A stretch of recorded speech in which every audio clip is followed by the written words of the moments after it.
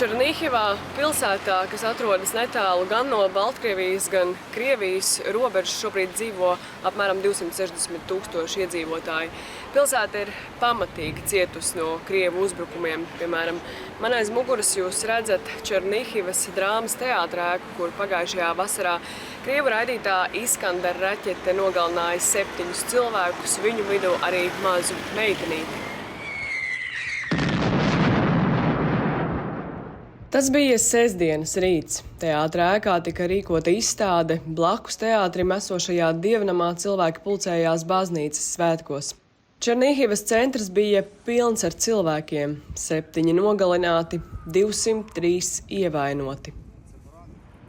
Šodien par pirms gada piedzīvoto slaktiņu liecina vien asfaltā un druģīšu ķembu izsistie caurumi. Teātra ēkas jumts atjaunots un cilvēki šķietami turpina savas dienas gaitas kara ēnā. Taču pērnā gada 19. augusts Černihivas cilvēkiem atmiņā paliks uz mūžu. Загинуло кілька людей. Cik daudz cilvēku gāja bojā, starp viņiem arī mazā Sofija, kura bija atbraukusi ar mammu ekskursijā uz mūsu skaisto Černihivu. Ziniet, līdz pat šai dienai cilvēki vietā, kur meitenīte nomira, nes rotaļlietas, atceras viņu un visus cilvēkus, kuri šeit nomira. Mēs atrodamies netālu no robežas. Pierobežas rajoni tiek nepārtraukti apšaudīti, cilvēki iet bojā. No turienes jau evakuēti vairāk nekā 5000 cilvēku, bet arī šeit mēs nezinām, kad atkal būs kārtējais trieciens, kā šeit pa teātri vai pirms 3 mēnešiem pa viesnīcu, tur nogalināja 17 cilvēkus.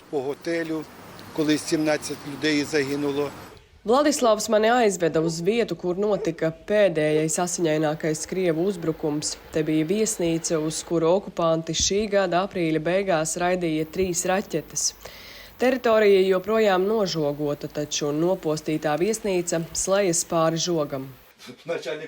Tajā dienā tepat blakus strādāja arī Jurijs. Viņš ir dzīvojumā kvartāla apsargs. Viņš joprojām nesaprot, kā izdzīvojis. Izskrēju jaciņā, brilles vesels, pats arī. Kaimiņiene prasa, kā tas ir iespējams. Es pats nesaprotu. Apsardzes priekšnieks arī zvanīja izbrīnīts, kā es vēl dzīvs paliku. Es te atnācu, atvēru durvis, paskatījos, redzēju, ka tur atlidoja, un tad uzreiz otrs sprādziens. Es te notupos uz zemes. Labi, ka durvis neaizlidoja, būtu man nositušas. Ko darīt? Tātad mans laiks vēl nav pienācis.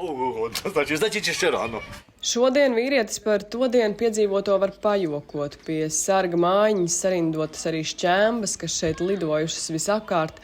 Taču vīrietis saka, nekad nebija domājis, ka vecumdienās nāksies piedzīvot kara šausmas. Trauksmes mums šeit ir bieži, jau esam atraduši dzīvoklī vietas, kur paslēpties katru reizi uz pagrabu. Ko lai jums pasaku, mums kaimiņos ir tāda valsts. Man pat īsti nav vārdu, ko viņi cenšas panākt, ko viņi te lien. Savu kārtību grib ieviest. Mēs paši tiksim galā, mēs nesēžam rokas klēpī salikuši, bet viņi tādi ir bijuši vienmēr. Це не вчора, і не позавчора, і не післязавтра вона така була. Це така держава була дуже давно. Cenu, ko Ukrainas cilvēkiem jāmaksā par brīvību, var skaudri redzēt Černihivas varoņu kapsētā. Tur satieku arī Olenu, sēžam pie vīra kapa. Viņam bija vien 29 gadi, kad krita kaujās Donbasā. 13. лютого в Селидово, Донецкая область. Viņš gāja bojā 13. februārī šogad Selidovā, Doneckas apgabalā. Viņš dienēja tikai 8 mēnešus. Ziniet, ir ļoti grūti, cik daudz dzīvības atdevuši mūsu puiši, bet neredzam tam ne galu, ne malas.